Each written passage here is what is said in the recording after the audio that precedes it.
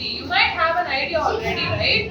What is it? Urinary system. What does urinary system do to our body? Excrete waste. What kind of waste? Liquid waste. What does that liquid waste consist of? Salt, water, and other waste.